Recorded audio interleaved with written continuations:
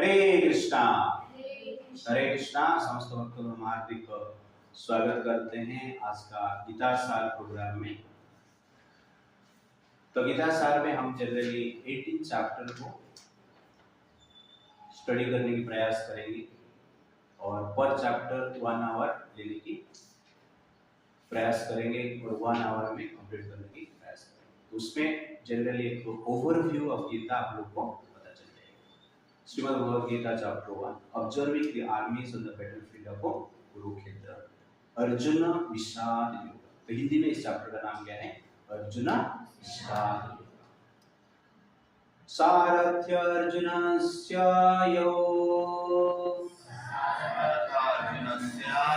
कुर्वन् गीतामृतां ददौ लोकत्रयोपकाराय तस्मै ब्रह्मात्मने नमः। तम उस भगवान श्री कृष्ण जो परम ब्रह्म है उनको प्रणाम करते हैं, जो कि अर्जुन का सारथी के रूप में कार्य किए हैं कुरुक्षेत्र में और गीता अमृत को प्रदान किए हैं समाज का कल्याण करने के लिए। तो ग्लोरीज ऑफ गीता थोड़ा जानने का हम प्रयास करेंगे। गीता का महात्म्य क्या है? मल निर्मोचनम पुंसाम जल स्नानम दिने दिने सकृद्गीतामृतम स्नानम संसार मलनाशनम। तो गीता जब स्टडी करते हैं क्या होता है? मल निर्मोचनम पुंसम जल स्नानम दिने दिने। जिस प्रकार शरीर का मल दूर करने के लिए प्रतिदिन जल में स्नान करना होता है, तो ठीक उसी प्रकार सकृत गीतामृतम स्नानम संसार मलनाशनम। तो गीता का जब अमृत का पान हम करते हैं, गीता का जब श्रवण करते हैं, तो हमारा मन में जो कलमश है, अनर्थ है, नेगेटिविटी है, संसार का मन क्या होता है? दूर होता है। सर्वोपनिषद गावो बुद्धा गोपालनंदना भार्गवस्य सुधीर्भुक्ता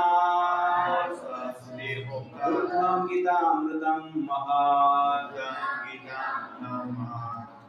तो समस्त उपनिषद और शास्त्र को एक गाय के रूप में कंपेयर करेंगे तो जो गीता है उस गाय का क्या है? दूध है। और भगवान कृष्ण उस दूध को निकाल रहे हैं, दोहन कर रहे हैं और अर्जुन एक बछड़ा के रूप में उस दूध को पान कर रहे हैं। तो वास्तव में जब हम गीता सुन रहे हैं, वेद का सार को ग्रहण कर रहे हैं, शास्त्र का सार ग्रहण कर रहे हैं। इसलिए गीता जो है समस्त शास्त्र का सार है। जिस प्रकार दूध से सार को निकाल देंगे तो दूध का महत्व कम हो जाता है, तो ठीक उसी प्रकार शास्त्र से जब गीता को अलग कर देंगे, शास्त्र का महत्व कम हो जाता है। इसलिए शास्त्र को समझने के लिए गीता को समझना अत्यंत आवश्यकता है। तो इस प्रकार भी हम विचार कर सकते हैं, जिस प्रकार दूध का सार घी है, ठीक उसी प्रकार पूरा शास्त्र का सार क्या है? भगवत गीता। तो हम घी लेते हैं तो पूरा दूध का पोषण हमें मिलता है। तो ठीक उसी प्रकार हम जो गीता पढ़ते हैं, पूरा शास्त्र का पोषण और शास्त्र का नॉलेज हमें प्राप्त होता है। एकम शास्त्रम देवकी पुत्र गीतम एक देव देवकी पुत्रैव एक मंत्र तस्य नमान्यानि कर्मापि एकम तस्य देवस्य सेवा। एकम शास्त्रम देवकी पुत्र Gita. Let there be one scripture that is Gita. तो आजकल जनरली सब लोग एक भगवान के बारे में बात कर रहे हैं, एक चीज के बारे में बात कर रहे हैं। तो इसलिए एक शास्त्र के बारे में विचार किया जाए, सर्वश्रेष्ठ शास्त्र क्या है? गीता। एक देव देवकी पुत्र एक भगवान है, तो कौन है? देवकी के पुत्र भगवान कृष्ण। एक मंत्र तस्य नामानि यानि। एक मंत्र हो, एक नाम का जप किया जाए, वो क्या है? भगवान कृष्ण के नाम। कर्मापि एकम तस्य देवस्य सेवा, और एक कर्म हो, एक सेवा हो, जो कि भगवान कृष्ण का सेवा है। तो ये गीता का महात्म्य था।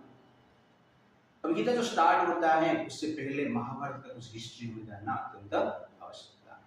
तो शांतनु करके एक राजा है, और गंगा देवी से उनका विवाह हुआ, उनसे एक पुत्र हुआ जिनका नाम है भीष्म। बीच में शांतनु महाराज को सत्यवती से प्रेम हो गया, और सत्यवती से विवाह करने की इच्छा है। लेकिन सत्यवती ने ये शर्त रखी कि मेरे पुत्र जब भविष्य में हस्तिनापुर का राजा होंगे तभी मैं आपके साथ विवाह कर सकता हूँ। तो ये विचार सुनने के पश्चात शांतनु महाराज शांत हो जाते हैं। किंतु भीष्म जी को जो पता चलता है, जिनका पहला नाम देवव्रत था, देवव्रत को जब पता चलता है तब वो सत्यवती को समझाते हैं और उनके सामने प्रतिज्ञा लेते हैं कि मैं आजीवन ब्रह्मचर्य व्रत का पालन करूंगा और कभी भी जीवन में विवाह नहीं करूंगा, संतान उत्पन्न नहीं करूंगा और हस्तिनापुर का रक्षा में करूंगा। इस प्रकार प्रतिज्ञा लेते हैं, और इस प्रतिज्ञा को सुनकर देवता विस्मित हो जाते हैं, इसलिए उनका नाम क्या हुआ, भीष्म। उसके बाद शांतनु महाराज सत्यवती के साथ विवाह करते हैं, और सत्यवती के गर्भ से दो संतान उत्पन्न होते हैं, चित्रगंधा और विचित्र। तो चित्रगंधा एक गंधर्व के साथ युद्ध में मारे जाते हैं। विचित्र वीर्य का विवाह अंबिका और अंबालिका के साथ होता है, लेकिन विचित्र वीर्य का विवाह के पश्चात ही कुछ वर्ष में उनका देहांत हो जाता है, उनका कुछ संतान नहीं होता है। उसके पश्चात सत्यवती ने व्यास देव के द्वारा, तो पहले नियोग का एक व्यवस्था था, जिसका संतान नहीं होता है, जो भगवान को ठीक से जानते हैं, जो ब्राह्मण आत्म साक्षात्कार किए हैं, और व्यासदेव स्वयं भगवान के अवतार हैं, इसलिए उनके द्वारा अंबिका के गर्भ से जो संतान उत्पन्न हुआ उनका नाम है धृतराष्ट्र, और अंबालिका के गर्भ से जो संतान उत्पन्न हुआ है उनका नाम है पांडु, और एक दासी के गर्भ से संतान उत्पन्न हुआ है उनका नाम है विदुर। तो धृतराष्ट्र बड़ा बेटा था, राजा होने की इच्छा था, लेकिन अंधा था, इसलिए राजा नहीं हो पाया। पांडु को राजा बना दिया गया। पांडु आगे जाके विवाह करते हैं कुंती देवी से, और कुंती देवी के 5 पुत्र होते हैं, युधिष्ठिर, भीमसेन, अर्जुन, नकुल और सहदेव। और धृतराष्ट्र के 100 पुत्र होता है, जिसपे की मुख्य कौन है, दुर्योधन है, और उनके साथ दुशासन आदि 100 पुत्र रहते हैं। तो ये पांडव और कौरव जनरल क्या होता है, उनके बीच में एक प्रकार की कंपटीशन चलता रहता है बचपन से।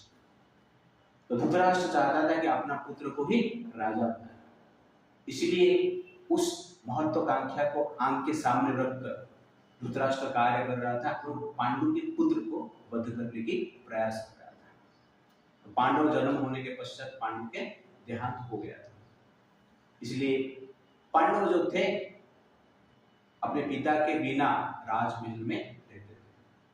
लेकिन दुर्योधन और धृतराष्ट्र पांडु के पुत्र पांडवों को मारने के अनेक प्रयास किए। तो बचपन में विष लेके मारने की प्रयास किया गया, लाक्षागृह में जलाकर मारने की प्रयास किया गया। तो अंत में हस्तिनापुर का विभाजन होता है, इंद्रप्रस्थ और हस्तिनापुर। तो इंद्रप्रस्थ मिलता है पांडव, और वहां पर पांडव क्या करते हैं, एक राज्य बनाते हैं। पहले इंद्रप्रस्थ का नाम खांडवप्रस्थ था, और खांडवप्रस्थ को पांडव क्या करते हैं, इंद्रप्रस्थ बनाते हैं, जो कि स्वर्ग का, इंद्र का राजधानी जैसे ही सुंदर है, जैसे ही सुंदर है और आकर्षक है, संपन्न है। और उस इंद्रप्रस्थ को देखकर कौरव ईर्ष्या हो जाते हैं, ईर्ष्या करते हैं, और इंद्रप्रस्थ को लेने के लिए जनरल कौरव क्या करते हैं, प्रयास करते हैं, जुआ खेलने के लिए बुलाते हैं पांडव युधिष्ठिर महाराज। तो युधिष्ठिर महाराज जुआ खेलने के लिए आते हैं, जुआ में हार जाते हैं, द्रौपदी को भी हार जाते हैं, स्वयं को भी हार जाते हैं, पांडव को भी हार जाते हैं। द्रौपदी को वस्त्रहरण करने की प्रयास किया जाता है, लेकिन भगवान की कृपा से द्रौपदी बच जाते हैं। किंतु पांडवों को 13 साल के लिए वनवास में भेज दिया जाता है, और ये प्रतिश्रुति देकर भेज दिया जाता है कि 13 साल के बाद आप लौट के आएंगे तो आपको राज्य मिलेगा। और वनवास जाते हैं, 13 साल के बाद आते हैं, राज्य मांगते हैं तो धृतराष्ट्र राज्य नहीं देता है, इसलिए युद्ध अनिवार्य हो जाता है। युद्ध को रोकने के लिए भगवान कृष्ण शांति दूत के रूप में जाते हैं, फिर भी युद्ध को रोक नहीं पाते हैं। तो युद्ध करने के लिए पांडव और कौरव कुरुक्षेत्र में इकट्ठे होते हैं। पांडवों के पक्ष में 7 अक्षौणी सेना था और कौरव के पक्ष में 11 अक्षौणी सेना था। 18 अक्षौणी सेना के साथ पांडव और कौरव कुरुक्षेत्र में युद्ध करते हैं। घमासान युद्ध चलता है और कौरव के पक्ष में द्रोणाचार्य है, भीष्म है, और पांडव के पक्ष में भगवान कृष्ण सारथी के रूप में कार्य कर रहे हैं और बाकी योद्धा भी हैं। तो इस प्रकार घमासान 10 दिन तक युद्ध चलता है और 10 दिन का युद्ध में अर्जुन भीष्मदेव को बंद कर देता है। तो भीष्मदेव रथ से नीचे गिर जाते हैं और सर के सरिया में सोते हैं। तो अर्जुन का हजार जो तीर था भीष्म के शरीर में लगा था और भीष्म जी उस तीर के साथ नीचे गिर जाते हैं और तीर के सरिया के ऊपर शयन करते हैं। और इस स्थिति को देखकर संजय कुरुक्षेत्र से हस्तिनापुर में आता है धृतराष्ट्र को युद्ध के बारे में बताने के लिए, और आकर बताता है कि आज 10वां दिन बोल रहा है कि आज भीष्म जी का पतन हो गया है, वध हो गया है। ये सुनकर धृतराष्ट्र आश्चर्यचकित हो जाता है, पर संजय को कहता है कि भीष्म का वध कैसे हो सकता है, जिसको इच्छा मृत्यु का वरदान मिला है। तो मुझे पहले दिन से क्या हुआ है सब कुछ डिटेल्स में बताओ। ये जनरली प्रश्न करता है और वहां से गीता स्टार्ट होता है। संजय धृतराष्ट्र को जो गीता सुना रहा है वो गीता हम क्या करते हैं, सुन रहे हैं। जो भगवान से डायरेक्ट संजय सुना था वो गीता जनरल संजय धृतराष्ट्र को बता रहा है और हम लोग अभी डिस्कशन करेंगे। तो भगवान की कृपा से, व्यासदेव की कृपा से संजय को इस प्रकार की वरदान मिला था कि वो युद्ध क्षेत्र में कहां पर क्या हो रहा है सब कुछ जान सकता है। कौन ऐसा व्यक्ति मन में क्या सोच रहा है वो भी समझ में आएगा। टेंट के भीतर लेकिन अंडर डोर क्या चल रहा है, क्या प्लानिंग चल रहा है वो भी संजय जान सकता है। तो ओरिजिनल सीसीटीवी, ओके ना, घर के भीतर भी जहां पर सीसीटीवी नहीं है उधर भी क्या चल रहा है वो भी संजय देख सकता है, जान सकता है। ये वरदान मिला था। धृतराष्ट्र जो पूछते हैं संजय उसका उत्तर देते हैं। इच्छा की ये संघर्ष है। शांतनु ने इच्छा की विवाह के लिए, सत्यवती ने इच्छा की मेरे पुत्र ही राजा होंगे, भीष्म ने इच्छा की कि पिताजी का शादी हो जाना चाहिए, मैं ब्रह्मचर्य व्रत पालन करूं, और पांडु महाराज घर छोड़ के वनवास चला जाते हैं, उनका भी एक प्रकार इच्छा था। धृतराष्ट्र की इच्छा था कि मेरे पुत्र राजा। तो पूरा महाभारत क्या है, इच्छा की संघर्ष है। जीवन भी क्या है, इच्छा की संघर्ष। सब लोग क्या करते हैं, हम लोग अपनी इच्छा के साथ संघर्ष कर रहे हैं और इच्छा ही हमारा दुख का कारण बनता है और सुख का कारण बनता है। तो महाभारत युद्ध के क्यों हो रहा है, इच्छा के कारण। दुर्योधन का इच्छा राजा बनना, धृतराष्ट्र की इच्छा मेरे पुत्र राजा बनना चाहिए, और पांडवों की इच्छा हमें राज्य मिलना चाहिए, धर्म का स्थापना होना चाहिए। तो इच्छा का ये क्या है, संघर्ष है। Therefore, desire is the cause of disasters in life. Desire is the cause of danger in life, and desire is the cause of difficulties in life. So control your desire, control your dangers. Control your desire, control your difficulties, and control your desire, control your disasters in life. तो गीता क्या करता है, Dzire को कैसे control करें और Dzire को कैसे डिवाइन बनाए, इसके बारे में हमें मार्गदर्शन करता है। Therefore, Gita means the science of controlling desire and gaining protection from disasters, difficulties and dangers in life. तो पहला प्रश्न धृतराष्ट्र पूछता है।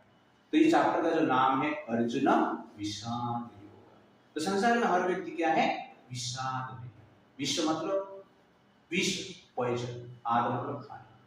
तो विषाद मतलब जो विष खा लेते, विष पी लेते, वो विषाद में आता है।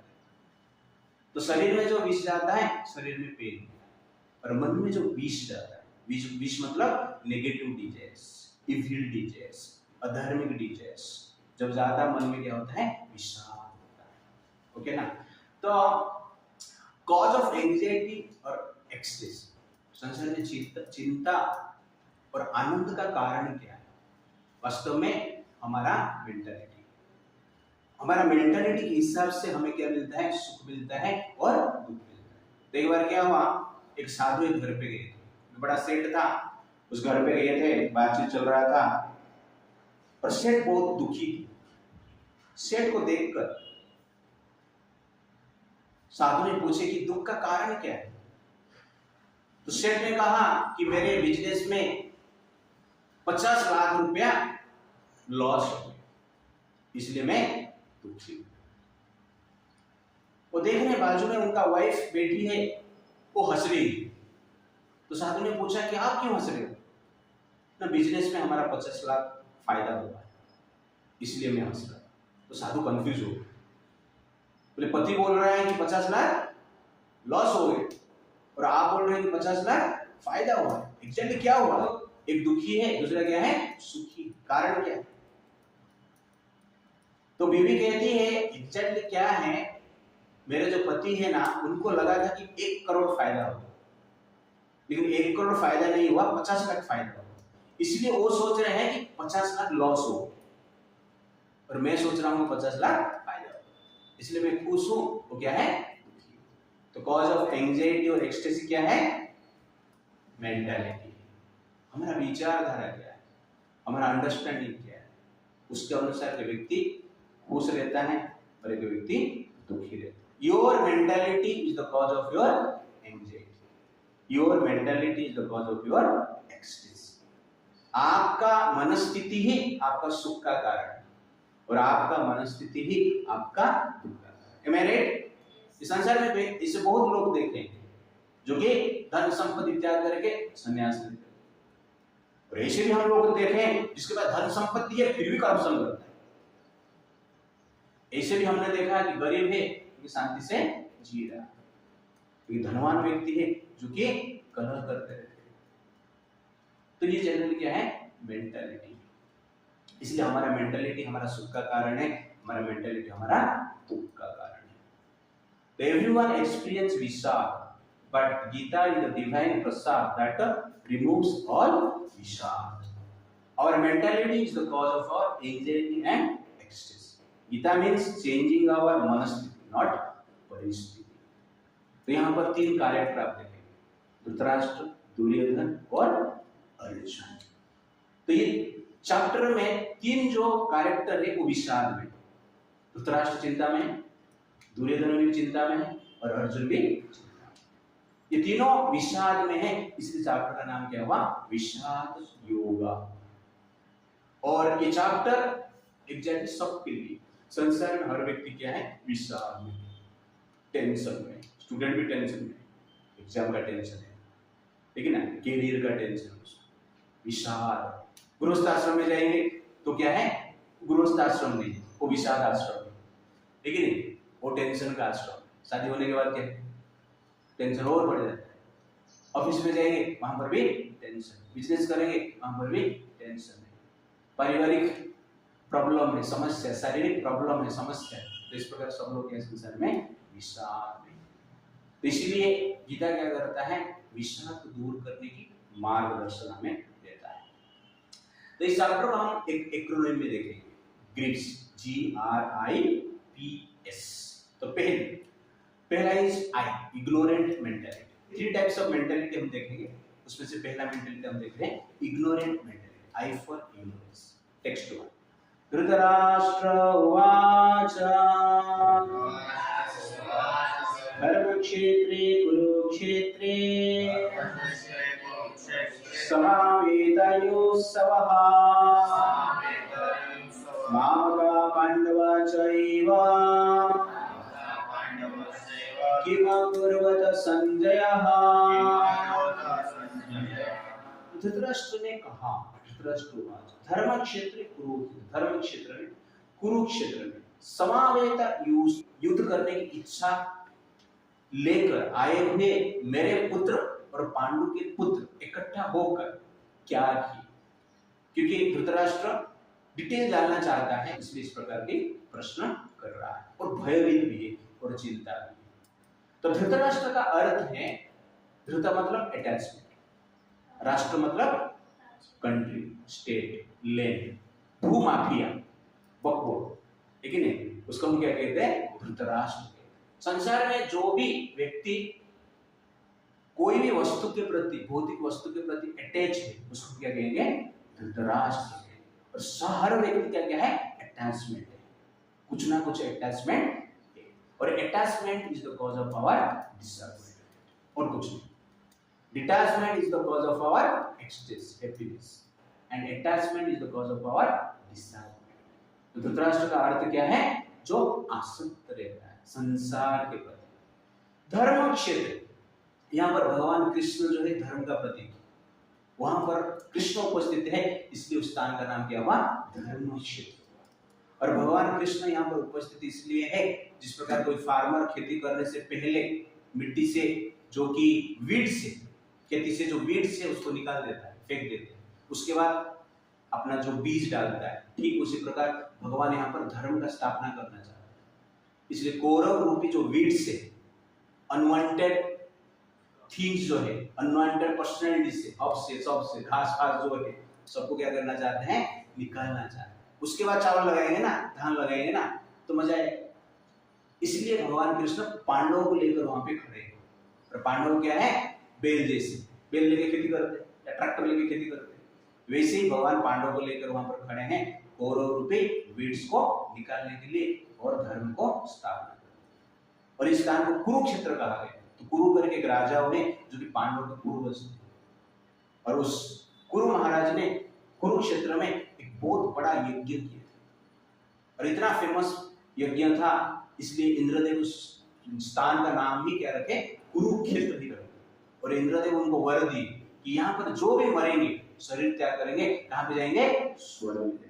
इसलिए भगवान कृष्ण ने उस स्थान को चुना सबको मारने के लिए, क्योंकि सब लोग मरेंगे तो कहाँ पे जाएंगे? स्वर्ग जाएंगे। ये भगवान का प्लान है। तो भगवान का ये दया की भाव है। ये पापी है, नरक जाके पेन में रहेंगे, कष्ट प्राप्त करेंगे, इसलिए मैं उनको डायरेक्ट क्या करता हूँ? स्वर्ग भेज देता हूँ। इसलिए वहां पर क्या कर रहे हो? युद्ध कर रहे हैं। यहाँ पर धृतराष्ट्र का मेंटेलिटी पता चलता है। जो इग्नोरेंस में रहते हैं उनका मेंटेलिटी क्या होता है। तो इस प्रकार का मेंटेलिटी आप देख सकते हैं। पहला है अटैचमेंट। तो संसार में हर वस्तु के प्रति, भौतिक वस्तु के प्रति जो अटैचमेंट है वो इग्नोरेंस का प्रतीक है। तब हम अपना घर के प्रति, शरीर के प्रति, परिवार के प्रति, धन संपत्ति के प्रति, एंजॉयमेंट के प्रति अटैच है। और जो व्यक्ति इस सब के प्रति अटैच रहता है वो व्यक्ति दुखी रहता है। सेकंड है इगोइस्टिक मेंटालिटी। इगोइस्टिक क्या है? यहाँ पर आप देखेंगे कि वो क्या कर रहा है कि बड़ी कंसेप्शन में मेरा पुत्र और पांडु का पुत्र के बारे में बात कर रहा है। तो दोनों क्या है? कौरव ही, लेकिन वो क्या बोल रहा है? My sons and Pandu sons. तो इस प्रकार जो भेदभाव की मेंटालिटी है कहां से आता है? इग्नोरेंस से आता है, अज्ञान से आता है। और ये लोग ज्यादातर बॉडीली कंसेप्शन में रहते हैं, आत्मा को जानते हुए भी आत्मा के ऊपर ध्यान नहीं देते, आत्मा का लिबरेशन के लिए कार्य नहीं करते, शारीरिक सुख के लिए कार्य कर रहे हैं। जैसे धृतराष्ट्र, वो जानता है आत्मा क्या है, परमात्मा क्या है, जीवन का लक्ष्य को भी जानता है, भगवत प्राप्त करना है, फिर भी संसार में राज्य प्राप्त करने के लिए क्या करना है? अधार्मिक कार्य करना है। Selfish motivation. जो सेल्फिश मोटिवेशन है, अधार्मिक एक्टिविटी है, बॉडीली कॉन्सेप्शन है, इगोइस्टिक नेचर है, ये सब कहां से आता है? अज्ञान के कारण आता है और अटैचमेंट रहता है। इसलिए व्यक्ति क्या रहता है? दुखी रहता है। Therefore, ignore your ignorance, otherwise ignorance will ignore you. अज्ञान को दूर कर। और गीता अज्ञान को दूर करने के लिए बताया गया है। धृतराष्ट्र ने गीता सुना, लेकिन धृतराष्ट्र गीता का वाणी को एक्सेप्ट नहीं किया। जिस प्रकार डॉक्टर के पास दो पेशेंट जाएंगे, डॉक्टर दो पेशेंट को ट्रीटमेंट दिया है, सेम मेडिसिन दिया है, एक ने मेडिसिन खाया तो रोग ठीक हुआ और एक मेडिसिन नहीं खाया तो रोग ठीक नहीं। तो अर्जुन ने मेडिसिन खाया युद्ध की, और धृतराष्ट्र ने गीता सुना लेकिन युद्ध को रोका। तो गीता सुनने के पश्चात धृतराष्ट्र युद्ध को रोकना चाहिए था 10 दिन के बाद, लेकिन अटैचमेंट इतना प्रबल है कि गीता सुनने के बाद भी वो अटैचमेंट को छोड़ नहीं पाया। क्यों नहीं छोड़ पाया? क्योंकि पाप के कारण। इसलिए हमें पाप कार्य नहीं करना चाहिए। जितना ज्यादा पाप करेंगे उतना अटैचमेंट हमारा बढ़ेगा, और जितना अटैचमेंट हमारा बढ़ेगा उतना दुख बढ़ेगा।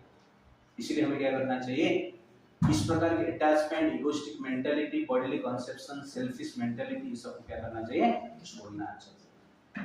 अभी सेकंड पार्ट देखिए, आई फॉर इग्नोरेंस हमने देखा, अभी देखेंगे P for passion. Passionate mentality, ये दुर्योधन उसको रिप्रेजेंट करता है। तो इग्नोरेंट मेंटालिटी धृतराष्ट्र रिप्रेजेंट करता है, और पैशनेट मेंटालिटी कौन रिप्रेजेंट कर रहा है, दुर्योधन कर रहा है। क्या है, वर्ष नंबर 3 से लेकर 11 तक बताया जाएगा। तो हम कुछ वर्सेस लेंगे। टेक्स्ट 3, पश्येतान् पाण्डुपुत्राणाम् आचार्यं महतीं चमम् व्यूढं द्रुपदपुत्रेण तव शिष्येन धीमता। तो धृतराष्ट्र प्रश्न करते हैं कि मेरे पुत्र पांडु के पुत्र वहां पर जाकर क्या किए। उत्तर में संजय कहते हैं कि दुर्योधन ने पांडवों के व्यूढ़ों को देखकर आश्चर्यचकित हो गया, भयभीत हो गया, और द्रोणाचार्य के पास जाकर कहा। तो यहाँ पर स्पेशली व्यूढ़ं द्रुपद पुत्रेण तव शिष्येन धीमता, क्या कह रहा है, जाके पश्येतां पांडुपुत्र, कि पांडुपुत्र के व्यूढ़ों को आप देखो, मिलिट्री अरेंजमेंट को देखो, और जो कि आपके जो शिष्य है, द्रुपद का जो पुत्र है धृष्टद्युम्न, वो शिष्य व्यूढ़ बने हैं, धीमता, बुद्धिमान शिष्य। यहाँ पर दुर्योधन का मेंटालिटी पता चलता है। तो द्रोणाचार्य जो है कौरव का गुरु है, पांडव का भी गुरु, और द्रोणाचार्य का शत्रुता किसके साथ था, द्रुपद के साथ था। और द्रुपद ने द्रोणाचार्य को मारने के लिए एक पुत्र का उत्पन्न किया, जिनका नाम है धृष्टद्युम्न। और धृष्टद्युम्न पांडव के पक्ष से सेनापति, जो व्यूढ़ है धृष्टद्युम्न बनाया। इसलिए क्या बोल रहे हैं, तव शिष्य न धीमता, आपका शिष्य बुद्धिमान शिष्य। वास्तव में वो क्रिटिसाइज कर रहा है, क्या कर रहा है कि आप बुद्धिमान नहीं हो, आपका शिष्य बुद्धिमान। आप बुद्धिमान होते थे तो धृष्टद्युम्न को युद्ध कला नहीं सिखाते, क्योंकि धृष्टद्युम्न आपको मारने के लिए पैदा हुआ है, और आप ही उसको युद्ध का कला सिखाए।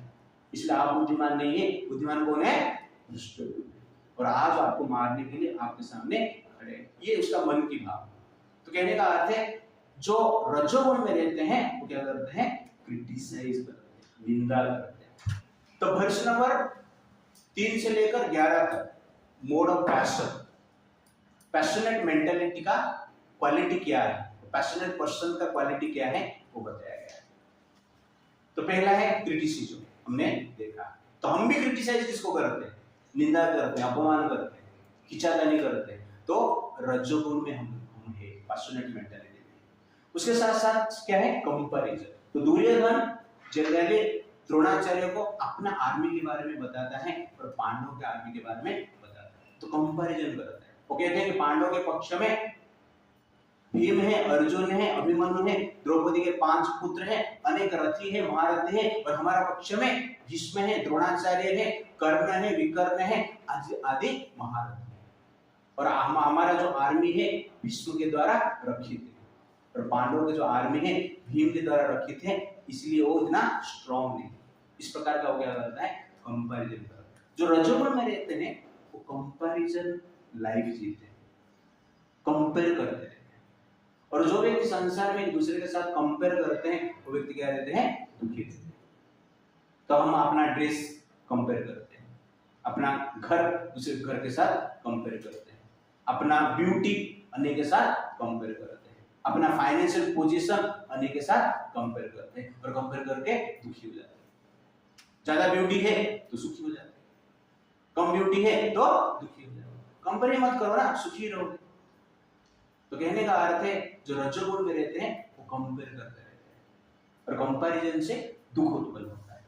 तो कभी भी आप लोग याद रखिए, भगवान ने सबको यूनिक बनाया और सबका यूटिलिटी। गधा घोड़े के साथ कंपेयर करे तो गधा कभी सुखी हो सकता है, नहीं हो सकता। गधा अपना काम करे तो सुखी होगा, खाना पीना मिले, ठीक है ना। घोड़ा अपना काम करे तो सुखी होगा ना, हाँ।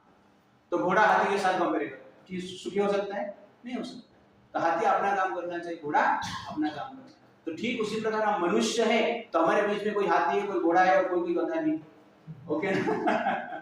लेकिन हम अपने आप को पहचान कर क्या करना चाहिए, शांति से रहना चाहिए। कंपैरिजन करेंगे तो दुखी हो जाएंगे। मोर भी पक्षी है, कौवा भी पक्षी, पैरोट भी पक्षी, लेकिन दूसरे के साथ कंपेयर करेंगे तो सुखी हो सकते हैं, नहीं हो सकते। तो मोर मोर जैसे जीना चाहिए, कौवा कौवा जैसे जीना चाहिए, और पैरोट पैरोट जैसे जीना चाहिए। लेकिन कंपेयर करेंगे दुखी हो जाएंगे। और आजकल के संसार में आप देखेंगे ज्यादातर लोग क्या है, कंपैरिजन मेंटालिटी में है, इसलिए दुखी है।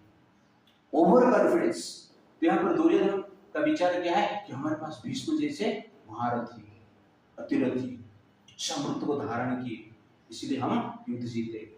ये वास्तव में ये ओवर कॉन्फिडेंस है, क्योंकि उनके साइड में कौन है, कृष्ण। तो दुर्योधन सबका नाम लिया है वर्ष नंबर 3 से लेकर 11 तक, लेकिन कृष्ण को ही छोड़ दिया, कृष्ण को ही भूल गए। तो रजोगुण में जो रहते हैं वो भगवान को ध्यान नहीं देते, इसलिए कर्ण वहां पर नहीं है, कर्ण का नाम लिया है, लेकिन भगवान वहां पर है, भगवान का नाम लिया है। इसलिए रजोगुणी व्यक्ति क्या करते हैं, भगवान को चॉइस नहीं करते, भगवान को रिजेक्ट करते, भगवान को कभी कभी विश्वास ही नहीं करते। लेकिन जो सत्वगुण में रहते हैं वो भगवान को ही धारण करके जीते हैं। इसलिए सत्वगुण में रहना अत्यंत आवश्यकता है। तो रजोगुणी व्यक्ति भगवान का शक्ति को चाहते हैं और सत्वगुणी व्यक्ति भगवान को चाहते हैं।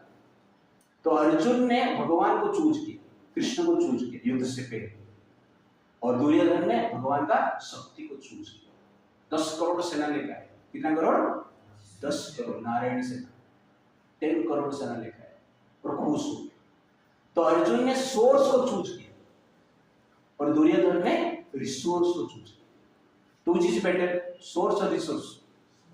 सोर्स आपको कहा जाएगा 10 एकड़ जमीन चाहिए या 10 एकड़ का जमीन में जो धान हुआ है 20 एकड़ वो चाहिए, तो आप क्या देंगे, जमीन लेंगे ना, क्योंकि वो सोर्स है। लेकिन दुर्योधन ने क्या लेके आया, धान लेके आया और खत्म। तो कहने का अर्थ है कि हमें सोर्स को चूज करना चाहिए। अर्जुन ने सोर्स को चूज किया, इसलिए अर्जुन का जीत क्या हो गया, पक्का। और भगवान जिस साइड में रहते हैं वहां पे जीत क्या होता है, निश्चित होता है। तो कहने का अर्थ है जो रजोगुण में रहते हैं वो क्रिटिसाइज मेंटालिटी में रहते हैं, कंपैरिजन करते रहते हैं, ओवर कॉन्फिडेंस रहता है, भगवान के ऊपर ध्यान नहीं देते, और अहंकार भी क्या होता है, प्रबल होता है। हम जीते, ये ओवर कॉन्फिडेंस के साथ, अहंकार के साथ अर्जुन और दुर्योधन युद्ध के लिए आया था। तो सेकंड सेक्शन है वर्ष नंबर 3 टू लेकर 11 तक दुर्योधन का मेंटालिटी के बारे में बताता है। और दुर्योधन भी दुखी, विषाद में, टेंशन में। क्यों, जो रजोगुण में रहेंगे वो भी विषाद में रहेंगे, ये सब क्वालिटी के साथ। और जो तमोगुण में रहेंगे, धृतराष्ट्र का क्वालिटी, वो भी विषाद में रहेंगे। Confront your passion, otherwise passion will perish you. Third point, as for sound power. उसके बाद सब लोग क्या करते हैं, अपना अपना शंख बजाते हैं। वर्ष नंबर 14, तथा श्वेतै हययुक्ते महति सिंधने स्थितो माधव पांडव चैव दिव्य शंखो प्रदत्मतुः। उसके पश्चात एक रथ में बैठकर भगवान कृष्ण और अर्जुन युद्ध करने के लिए युद्ध क्षेत्र में प्रवेश किए और अपना अपना दिव्य शंख को बजाए। पांचजन्यम ऋषिकेशा देवदत्तं धनंजय पौंड्रं दद्मो महाशंखं भीमकर्म मृगधरः। भगवान कृष्ण ने अपना शंख पांचजन्य को बजाया और अर्जुन ने अपना शंख देवदत्त को बजाए, भीम ने पौंड्रम नामक शंख बजाए और बाकी अनंत विजय करके शंख युधिष्ठिर महाराज ने बजाए। बाकी योद्धा अपना अपना शंख बजाए। ये सब शंख का जो आवाज सुनकर धृतराष्ट्र के जो पुत्र थे उनके हृदय में एक भय का वातावरण निर्माण होता है। तो इस सेक्शन में हमको सीखने की प्रयास करेंगे पावर ऑफ इंफॉर्मेशन। शंख बजता है, तो युद्ध क्षेत्र में शंख बजाया गया, तो शंख बजाया गया, बाकी साथ साथ क्या है, आनंद भी बजाया गया, ढोल भी बजाया गया, अनेक प्रकार के वाद्य यंत्र बजाया गया। तो ये वाद्य यंत्र जो स्पेशली डिजाइन किया गया है वीर्य रस को निर्माण करने के लिए। जो इंफॉर्मेशन रहता है एक स्पेशल इमोशन निर्माण करता है। मान लो युद्ध क्षेत्र में सब लोग बांसुरी बजाना शुरू कर दें तो ठीक होगा, कोई युद्ध करेगा डांस करना शुरू कर देगा, कोई बीणा बजाना शुरू कर दिया तो युद्ध होगा वहां पर नहीं, सब लोग शिथिल हो जाएंगे, सो जाएंगे, शांत हो जाएंगे। लेकिन ढोल वाद्य आनक ये सब क्या करता है, हमारा जो वीर्य रस को जगाता है, और बांसुरी वीणा ये क्या करता है, माधुर्य रस को जगाता है। तो कहने का अर्थ है जो साउंड है व्यक्ति को जगाता है, व्यक्ति का इमोशन को जागृत करता है। इसीलिए इंफॉर्मेशन और साउंड वेरी वेरी इंपॉर्टेंट है। और जिसका साउंड रजोगुणी का होता है वो व्यक्ति रजोगुणी बनता है, जिसका साउंड सत्वगुणी होता है वो सत्वगुणी बनता है, जिसका साउंड तमोगुणी होता है वो व्यक्ति तमोगुणी बन जाता है, और जिसका साउंड दिव्य होता है वो व्यक्ति क्या बन जाता है, दिव्य हो जाता है। तो आपका जो इंफॉर्मेशन आप क्या सुन रहे हो वो आपका चरित्र निर्माण करता है, इसलिए उसको क्या कहा जाता है, इंफॉर्मेशन कहा जाता है। तो गीता की इंफॉर्मेशन डिवाइन इंफॉर्मेशन, तो गीता सुनते हैं तो हमारा चरित्र डिवाइन बनता है, और संसार का जब इंफॉर्मेशन लेते हैं तो हमारा चरित्र क्या बनता है, संसारिक बन जाता है।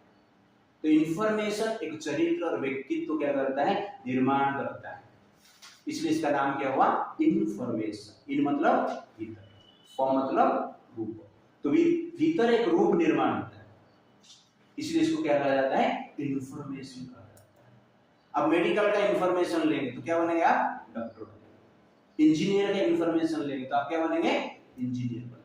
आईएएस का इंफॉर्मेशन लेंगे तो आप क्या बनेंगे, आईएएस ऑफिसर बनेंगे। आप गीता का इंफॉर्मेशन लेंगे तो आप क्या बनेंगे, भगवान कृष्ण का भक्त बनेंगे, मनुष्य बनेंगे। इसलिए information is the cause of your transformation, positively और नेगेटिवली। तो पॉजिटिव इंफॉर्मेशन लेते हैं तो पॉजिटिव ट्रांसफॉर्मेशन होगा, और नेगेटिव इंफॉर्मेशन लेंगे तो क्या होगा, नेगेटिव ट्रांसफॉर्मेशन होगा। इसलिए information is very very important. ये शंख से हम सीखते हैं। तो इंफॉर्मेशन हमारा हृदय में एक प्रकार की थॉट्स निर्माण करता है, वो थॉट्स के ऊपर हम कंटेम्पलेट करते हैं, कंटेम्पलेशन से कंसेप्शन बनता है, कंसेप्शन से एक्शन करते हैं, और एक्शन से फ्रस्ट्रेशन और जुबिलेशन।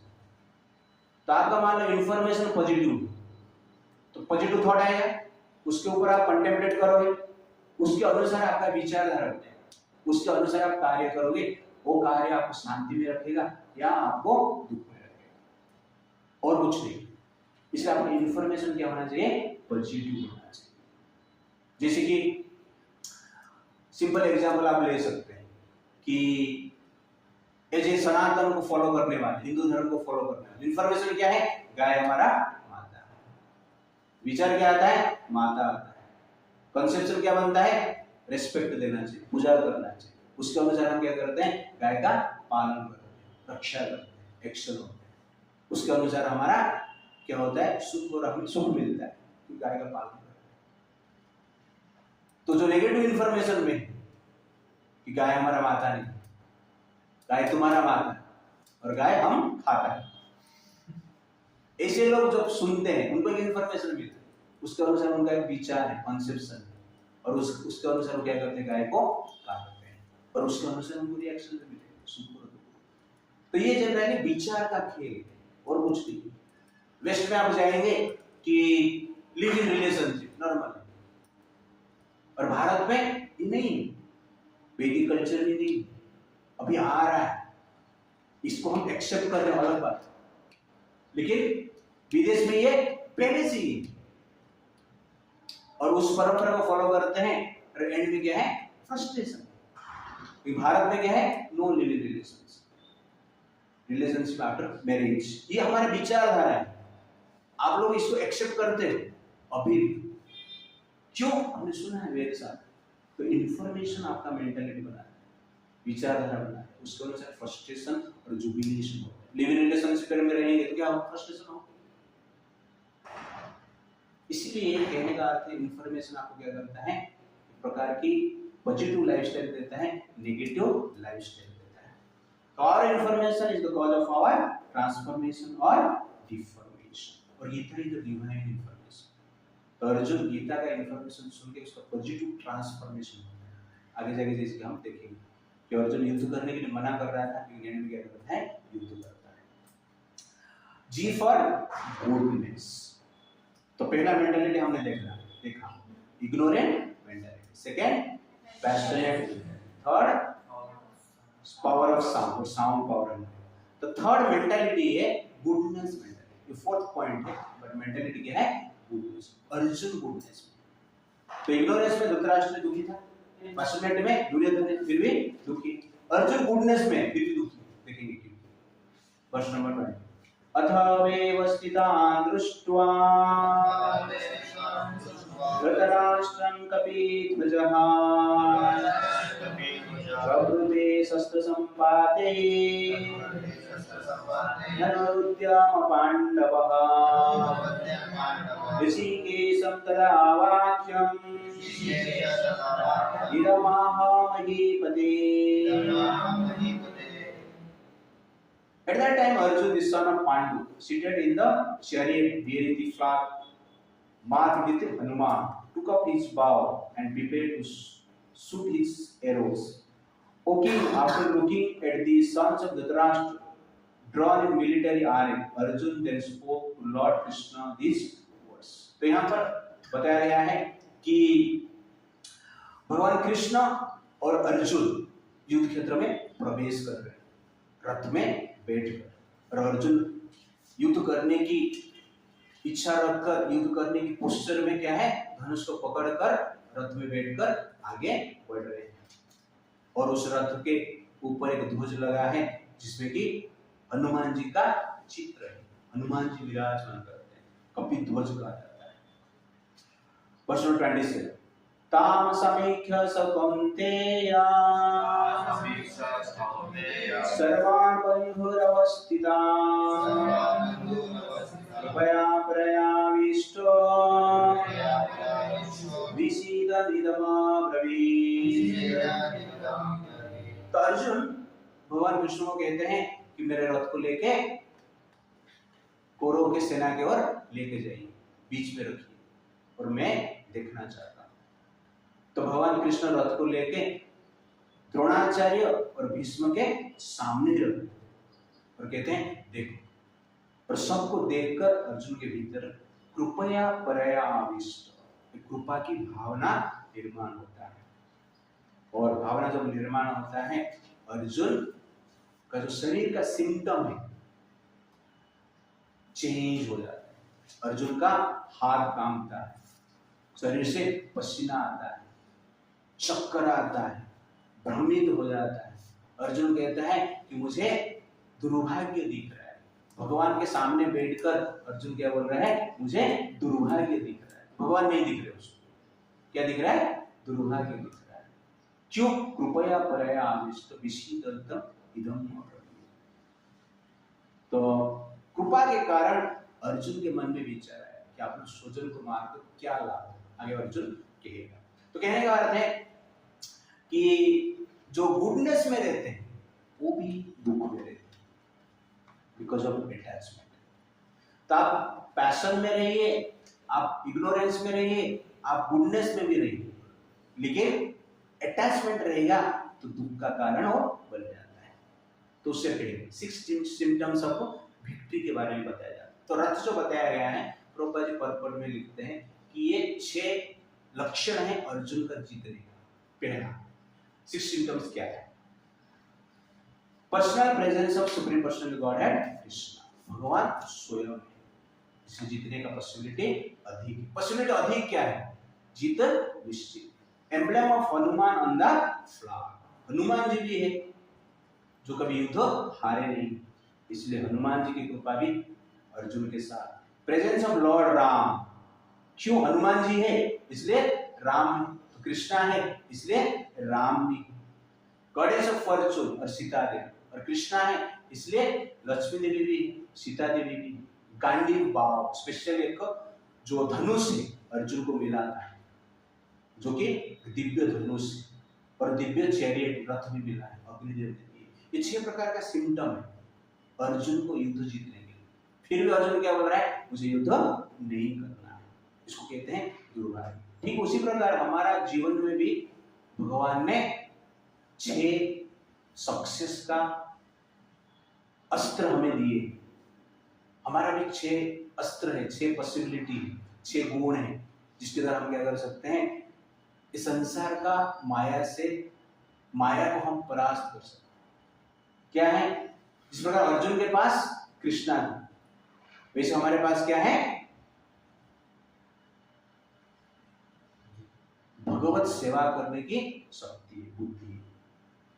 भगवत सेवा का जो अवसर है वास्तव में स्वयं कृष्ण जैसे, तो सेवा का अपॉर्चुनिटी जो है कृष्ण से अलग नहीं, हमारे साथ कृष्ण है। वहां पर हनुमान जी है और हमारे पास क्या है, जैसे रथ पे हनुमान थे, हमारे पास साधु संग है। साधु संग हनुमान जी से भक्ति में अग्रसर होने के। उनके पास लॉर्ड राम थे, हमारे पास क्या है, धर्म शास्त्र है, गीता, भागवतम, रामायण। अर्जुन के पास लक्ष्मी देवी थे, हमारे पास क्या है, फैसिलिटीज, इस्कॉन टेम्पल है, ठीक है ना, स्टडी करने की फैसिलिटी। गीता है, भागवतम जो बुक्स के रूप में हमारे पास अवेलेबल है, प्रसाद है, बिल्डिंग से इंफ्रास्ट्रक्चर है, एसी रूम है, आज ऐसे चला है, ओके ना। तो कहने का अर्थ ये फैसिलिटी। गांडी वाव, तो हमारे लिए गांडी वाव क्या है, जप माला है, ठीक है नहीं, वो गांडी वाव। तीर चलाना चाहिए, दिन में तो 16 माला होना चाहिए, 16 तीर जाना चाहिए। तो कहने का अर्थ है गांडी वाव है हमारे पास। चैरियट गिवन बाय अगले जन्म, मनुष्य शरीर। तो ये मनुष्य शरीर है, भगवान का नाम है, फैसिलिटी है, धर्मशास्त्र है, साधु संघ है और कृष्ण का सेवा का अपॉर्चुनिटी है। ये सब होने के पश्चात भी मानव हम भगवान को प्राप्त नहीं कर पाते। अर्जुन जी से बोल रहे हैं, ये भगवान मैं दुर्भाग्य ही देखता हूं। किसके सामने? कृष्ण के सामने। भगवान के सामने उसको क्या दिखता है? दुर्भाग्य। वैसे हम ये सब होने के पश्चात भी हम सोचते हैं भक्ति बड़ा डिफिकल्ट है, हो नहीं सकता है, ठीक है। तो ये दुर्भाग्य है। तो humanity is to attain divinity. तो ह्यूमन फॉर्म दिया गया है डिविनिटी को प्राप्त करने। Qualities of people in goodness, goodness में रहते हैं, उनका क्वालिटी क्या है, जैसे कि अर्जुन से हमें पता चला। दया के भाव रहता है, सॉफ्ट हार्टेड रहते हैं, ईर्ष्या नहीं करते, शत्रु को भी मित्र के रूप में व्यवहार करते हैं। ये गुडनेस का प्रतीक है। तो अर्जुन यहाँ पर रो रहा है, पसीना आ रहा है, चक्कर आ रहा है, गुडनेस में है, फिर भी क्यों? गुडनेस के प्रति अटैच्ड। दया होना अच्छा है, लेकिन दया जब मिसप्लेस हो जाए प्रॉब्लम। मनुष्य के ऊपर दया करना ठीक है, मानव के ऊपर दया करना ठीक है, लेकिन दानव के ऊपर दया करेंगे तो प्रॉब्लम होगा। टेररिस्ट आया है घर पे, अतिथि देवो भव, लेकिन उसको भी आपको अतिथि जैसे रखें, खाना पीना देंगे, सेवा करें, आपको भी मार के चला जाएगा। तो दया जो है दानव को नहीं किया जाता, मानव को किया जाता, तो मिसप्लेस नहीं होना चाहिए। अर्जुन के हृदय में दया है, लेकिन टेररिस्ट के प्रति वो दया नहीं कर रहा है, इसीलिए दुखी था। और जो डिवोटी होते हैं, भगवान के भक्त होते हैं, सत्वगुण में रहते हैं, सॉफ्ट हार्ट रहते हैं, जल्दी बदल जाते हैं, मान जाते हैं, सुन लेते हैं, माफ कर देते हैं, दुख को भूल जाते हैं, पेन को भूल जाते हैं। अर्जुन का सिचुएशन देखो ना, क्या क्या कष्ट नहीं दिया पांडव कौरव, विष दे के मारने की प्रयास किया, लाक्षागृह में मां को भी जलाने की प्रयास की, वस्त्र हरण हुआ, 13 साल वनवास भेज दिए, अनेक यंत्रणा दी, फिर अर्जुन क्या बोल रहा है, मुझे युद्ध नहीं करना है। ये अर्जुन का हार्ट, ये भक्त का हार्ट। और ऐसे जो हार्ट वाले हैं, ऐसे जो दिल वाले हैं, वास्तव में भगवान उनको पसंद करते हैं, लेकिन ये मेंटालिटी को पसंद नहीं करते। सॉफ्ट हार्टेड होना आवश्यकता है, लेकिन ये क्वालिटी जो है कहां पर यूज करना चाहिए, कहां पर यूज नहीं करना चाहिए, वो भी हमें जानना अत्यंत आवश्यक है। नो एनिमी, ईर्ष्या नहीं रहता। पांडवों के हृदय में कौरवों के प्रति ईर्ष्या नहीं, और उसके साथ साथ क्या है, इनिमिकल बिहेवियर नहीं रहता, शत्रुता की भावना नहीं रहती, ये गुडनेस का मेंटालिटी है। Compassion is good but misplaced compassion is dangerous. दया ठीक है, लेकिन जहां पर दया करना चाहिए वहां पर दया करना चाहिए, जहां पर गोली मारना चाहिए वहां पर गोली मारना ही चाहिए। तो यहाँ पर अर्जुन दुर्योधन के प्रति दया की भावना रखकर युद्ध करना नहीं चाहते, लेकिन द्रौपदी का जो वस्त्रण हो रहा था वहां पर पांडव चुप बैठे थे, भीष्म भी चुप बैठे थे। तो दया कहा जाता है कि न च धर्म दया, दया से बढ़कर दूसरा धर्म को यही, इस प्रकार कहा जाता है। द्रौपदी का वस्त्रण में सब लोग अपना अपना सत्य को रखने की प्रयास है। भीष्म ने अपना प्रतिज्ञा को रखने की प्रयास, द्रोणाचार्य अपने प्रतिश्रुति को रखने की प्रयास, पांडव भी अपना व्रत को पालन करने की प्रयास। युधिष्ठिर महाराज ने व्रत लिए थे कि बड़े जो बोलेंगे मैं उसको फॉलो करूंगा, बाकी 4 ने व्रत लिए थे भाई जो बोलेंगे हम उसको फॉलो करेंगे, और फॉलो कर रहे हैं, चुप बैठे। वस्त्रण किसका हो रहा है? बीवी का हो रहा है। और समस्त राजा महाराज धरती का सब लोग बैठे, सब महारथी है, पावरफुल है, सब अपना व्रत को ही रक्षा करने की प्रयास की, लेकिन दया को भूल गए। और भगवान ने वहां पर दया दिखाई, वस्त्र प्रदान, दैट इज कृष्ण। इसलिए कृष्णा जब भीष्म को मारने के समय आता है, अर्जुन मारता नहीं, युद्ध ठीक से नहीं करता है, भगवान कृष्ण क्या करते हैं? रथ से उतरकर रथ का पहिया उठाकर भीष्म की ओर जाते मारने के लिए। प्रतिज्ञा किए थे ना, अस्त्र शस्त्र नहीं उठाना, उठाएगा, युद्ध नहीं करे, लेकिन क्या कर रहे हैं? निकल के मारने के लिए जा रहे हैं। अर्जुन को बता रही आवश्यकता है। तो कहने का अर्थ है कि कहां पर दया की आवश्यकता है और कहां पर युद्ध की आवश्यकता है, हमें जानना अत्यंत आवश्यकता है, तब जाके शांति स्थापना होता है। फिर मिसप्लेस कंपैशन हो जाता है तो बड़े बड़े प्रॉब्लम भी होते हैं। तो महाभारत युद्ध में आप देखेंगे कि भीष्मदेव का शांत रहना युद्ध का कारण है, और कुछ नहीं। कर्ण दुर्योधन के सपोर्ट करना युद्ध का कारण है, द्रोणाचार्य का भी शांत रहना युद्ध का कारण है। इसलिए हमें जो दया है कहां पर प्रकाश करना है, कहां पर प्रकट नहीं करना है, ये जानना अत्यंत आवश्यकता है। बट अर्जुन यहाँ पर दुखी है, क्यों? गुडनेस का मैटर है, उसके प्रति अटैच्ड, दया के प्रति अटैच्ड, प्रेम के प्रति अटैच्ड, सहयोग के प्रति अटैच्ड, शांति के प्रति अटैच्ड। वास्तव में शांति नहीं है, फिर भी उसको लग रहा है शांति मिलेगा इससे। तो ये भाव भी क्या करता है? व्यक्ति को दुखी रखता है। लास्ट पॉइंट, तो R for reason for irresponsibility, verse number 31 to 46। न च श्रेयानुपश्यामि अत्वा सजनमाभवे, न काङ्क्षे विजयं कृष्ण न च राज्यं सुखानि च। तो अर्जुन कहता है भगवान न च श्रेयानुपश्यामि, मुझे कुछ श्रेय यहाँ पर नहीं दिख रहा है, कुछ अच्छा नहीं दिख रहा है, सुख नहीं दिख रहा है। अत्वा स्वजनमाभवे, अपना स्वजन को ही युद्ध में मारने से क्या लाभ होगा? लकांक्षी विजय कृष्णा न च राज्यम सुखानि च, इसलिए मुझे विजय नहीं चाहिए, राज्य भी नहीं चाहिए, मुझे सुख भी नहीं चाहिए। और क्या होगा? अर्जुन कहते हैं कि हम ये सब कौरवों को मार देंगे जो कि ज्येष्ठ है, धर्म को जानने वाले बहुत लोग यहाँ पर हैं, पूरे संसार में अनेक विद्वान लोग नष्ट हो जाएंगे, वरिष्ठ लोग मर जाएंगे, तो संसार में क्या होगा? अधर्म बढ़ जाएगा। अधर्म बढ़ने से क्या होता है? अधर्माभिभवत् कृष्णा प्रदुष्यन्ति कुलस्त्रियः स्त्रीषु दुष्टासु वार्ष्णेया जायते वर्णसंकरः। अधर्म अभिभवत् कृष्ण, अधर्म जब बढ़ जाता है क्या होता है? प्रदुष्यन्ति कुलस्त्रियः, स्त्री पल्यूट हो जाएंगी, अच्छे स्त्री पल्यूट हो जाएंगे। कुलस्त्रिया मतलब यहाँ पर श्रेष्ठ स्त्री पल्यूट हो जाएंगे। स्त्री से दुष्टा स्वास्नेय, और स्त्री जब पल्यूट हो जाएंगे, दूषित हो जाएंगे, जायते वर्ण संकर, वर्ण संकर निर्माण होगा।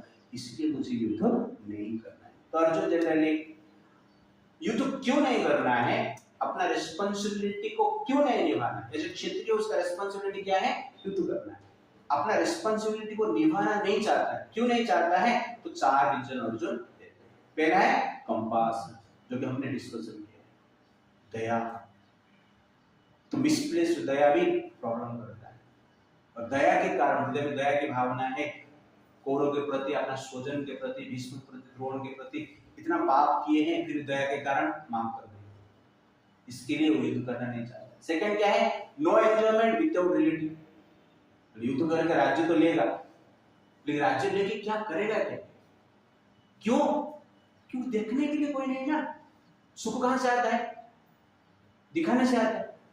अब पार्टी में गया है, 1 करोड़ का हार डाल के, ज्वेलरी पहन के, लेकिन 50 लाख का ड्रेस पहन के गए, पार्टी में घूम रहे हैं, कोई पूछ नहीं रहा, कोई देख ही नहीं रहा, आपको मजा आएगा? अब दुखी हो जाओ, क्या ऐसा करेगा? मुझे कोई नहीं देख रहा। आपने रील बनाया, अच्छा रील था, लेकिन आपको लग रहा था बहुत कुछ व्यू आएगा, वही देखा, एक भी व्यू नहीं, तो आपको मजा आएगा? तो मजा किसमें है? रील बनाने में है या ज्यादा व्यू में? व्यू आएगा तो मजा आएगा। पार्टी में एप्रिसिएशन मिलेगा तो मजा आएगा। क्रिकेट में मान लो विराट कोहली ने छक्का मार दिया, बॉल बाउंड्री के बाहर चला गया, तो कुछ आवाज ही नहीं आया और ये चुपचाप बैठी, तो विराट कोहली क्या सोचेगा? विकेट गिर गया क्या? इस प्रकार विचार करेगा ना। तो मजा कहां पे है? जब एप्रिसिएशन मिलता है, अटेंशन मिलता है, आपका धन्यवाद कोई करता है, आपको कॉम्प्लीमेंट मिलता है, आपका जो ऑपुलेंस दिखाते हैं तो देखने वाले होते हैं, तो मजा आता है। अपने मान लो BMW कार ली, और कार लेके कहां पे गया? जहां पे निर्जन जगह में घुमा, मजा आएगा? नहीं, कार लिया, दोस्त को बुलाना पड़ेगा, दिखाना पड़ेगा, ठीक है नहीं? तो समाज में आप कार लेके घूमेंगे, समाज के लोग देखेंगे तो आपको मजा आएगा, नहीं तो मजा नहीं। इसलिए अर्जुन क्या बोल रहा है? युद्ध तो ठीक है, युद्ध जीत भी लूंगा, लेकिन राज्य लेके दिखाएगा किसको? इसलिए मुझे युद्ध नहीं करना। फियर ऑफ सिनफुल रिएक्शन, पाप का भी भय अर्जुन को, कि अपना स्वजन को मारूं, गुरु को मारूं, और भीष्म को मारूंगा, अपना पितामह को मारूंगा, बाकी रिलेटिव को मारूंगा, तो पाप लगेगा, नरक जाना पड़ेगा, इसलिए मुझे युद्ध नहीं करना है। और फोर्थ पॉइंट, जो कि very very important point Arjun बताया है, डिस्ट्रक्शन ऑफ वैदिक ट्रेडिशन। वो कहता है कि भीष्म, द्रोण, कृपाचार्य और अनेक यहाँ पर विद्वान बैठे हैं, और उनका जब देहांत हो जाएगा, संसार में अधर्म बढ़ जाएगा, क्योंकि ये धर्म को जानने वाले व्यक्ति, इसलिए मुझे युद्ध नहीं करना है, क्योंकि अधर्म बढ़ जाता है, प्रदूषित स्त्री के हो जाते हैं, पॉल्यूट हो जाते हैं, और पॉल्यूटेड स्त्री से वर्ण संकर पैदा होता है। वर्ण संकर मतलब अनवांटेड पॉपुलेशन।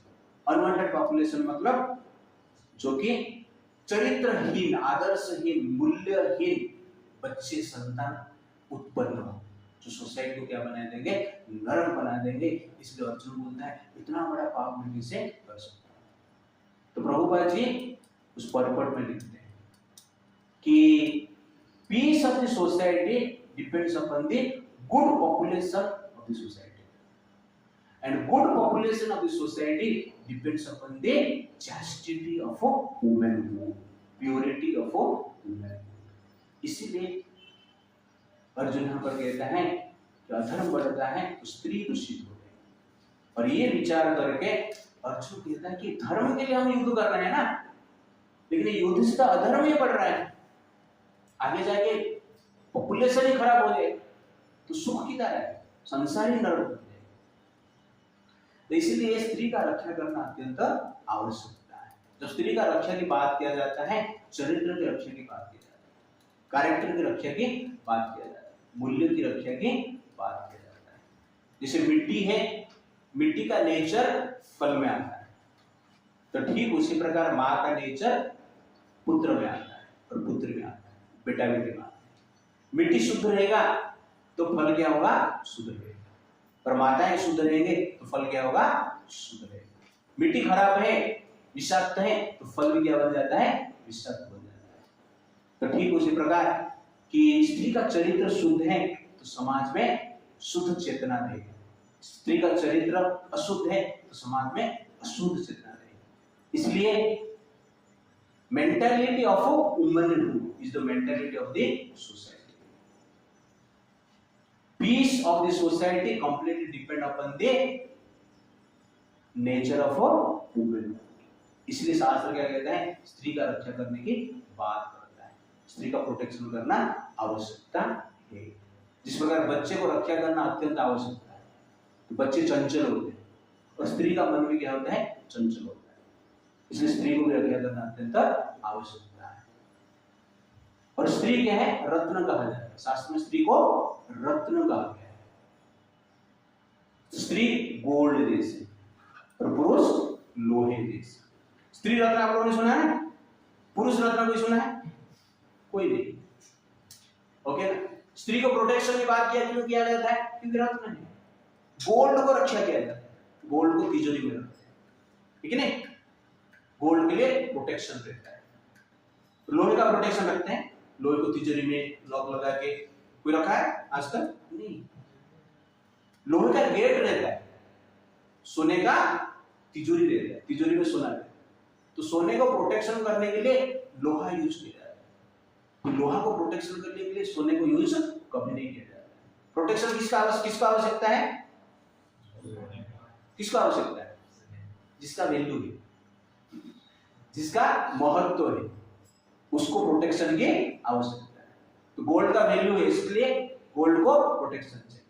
लोहे का कुछ वैल्यू है, किधर भी गिरने दो चलेगा, नो इशू। सोने को किधर भी फेंकेंगे तो चलेगा, नहीं चलेगा। सिक्योरिटी किसको मिलता है, मोदी को मिलता है, मंत्री को मिलता है, राजा को मिलता है, ठीक है नहीं, भिखारी को मिलता है नहीं मिलता, साधारण लोग को मिलता है नहीं मिलता। वैसे जब कहा जाता है कि स्त्री को प्रोटेक्शन दिया जा रहा है, तो शास्त्र कहता है स्त्री वैल्यूएबल है, मूल्यवान है, स्पेशल है, इसलिए महान है, कंट्रीब्यूशन अधिक है, उसका प्रोटेक्शन ही समाज का प्रोटेक्शन है, इसलिए सिक्योरिटी चाहिए। सिक्योरिटी गार्ड इंपॉर्टेंट है या मोदी इंपॉर्टेंट है, सिक्योरिटी गार्ड मोदी इंपॉर्टेंट है, तो इसको प्रोटेक्शन दिया जाता है, इंपॉर्टेंट पर्सन को प्रोटेक्शन दिया जाता है। वैसे स्त्री को प्रोटेक्शन दिया जा रहा है, मतलब कौन है इंपॉर्टेंट, कौन है, पुरुष है या स्त्री है, स्त्री। तो पुरुष कौन है, सिक्योरिटी गार्ड, स्त्री कौन है, राजा, घर का, वास्तव में इसी, और वो प्रोटेक्टेड रहते हैं, तो जनरली समाज प्रोटेक्टेड रहता है।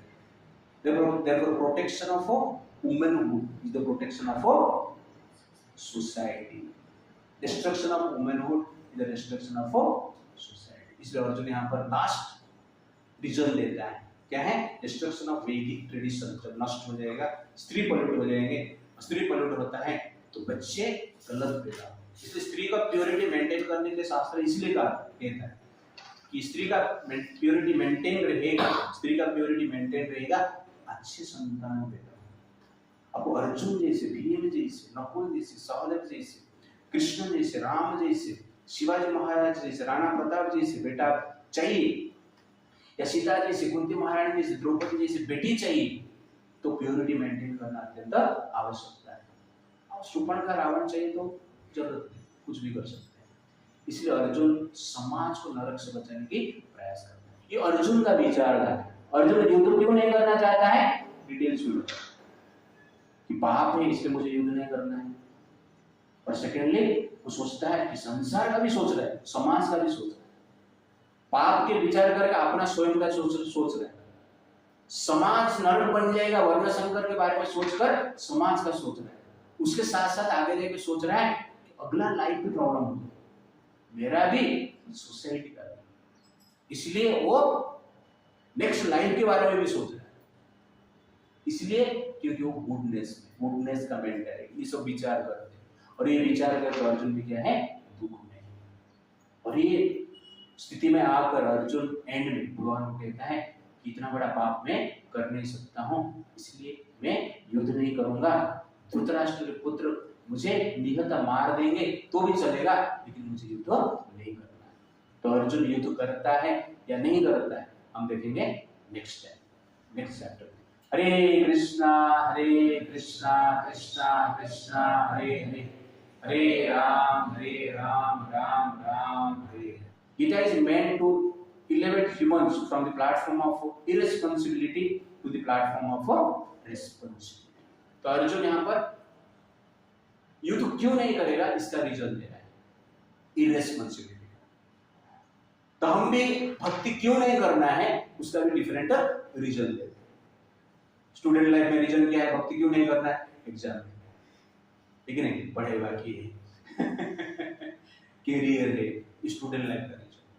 और गृहस्थ में जाने के बाद बच्चे हैं, बीवी है, समाज है, ठीक है नहीं, ऑफिस है, काम है, हेल्थ ठीक नहीं है, और बाकी रीजन क्या है, मच्छी मटन छोड़ना पड़ेगा, चाय कॉफी छोड़ना पड़ेगा, समाज को कैसे हम छोड़ देंगे, डिफरेंट रीजन भी हम देते हैं।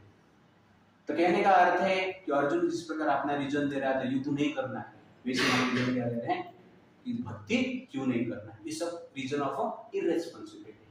बट गीता क्या करता है, हमें रेस्पॉन्सिबल बनाता है। तो Gita is meant to make us responsible, not irresponsible. Hare Krishna.